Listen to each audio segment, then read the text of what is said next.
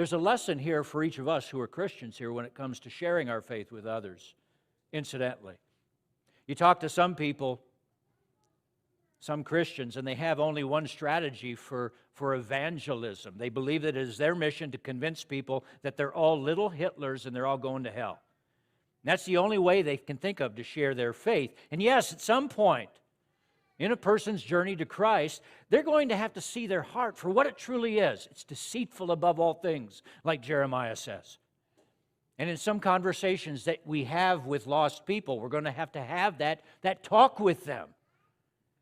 Chapter 10 in Colson's book. We'll discuss this in our first group in January. Chapter 10, it's in part 3, is a chilling chapter where he describes Hitler's rise to power. Has any of you read that chapter yet? A couple of you.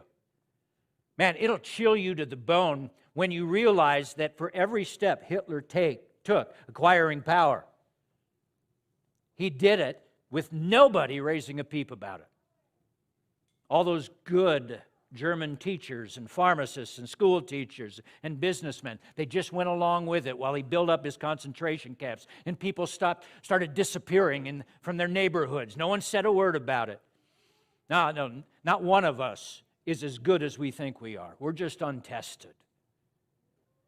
So yes, when we talk to people about our faith, we've got to talk about human evil. We've got to talk about future judgment. But, and this is a critical lesson to learn about evangelism, it's going to take many prayers and many conversations to bring a person across the line of faith.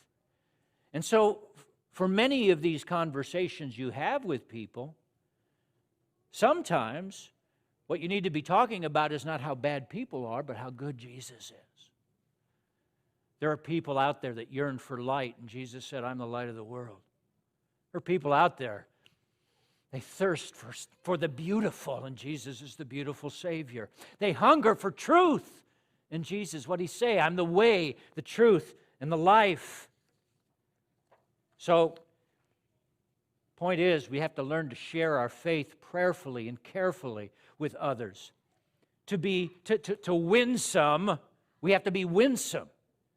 We have to let the Spirit of God lead us, and the day will come when you'll be having a conversation with someone and sharing your heart like this, and their eyes will suddenly pop open and they'll go, oh my goodness, Jesus is the one I've been looking for my whole life.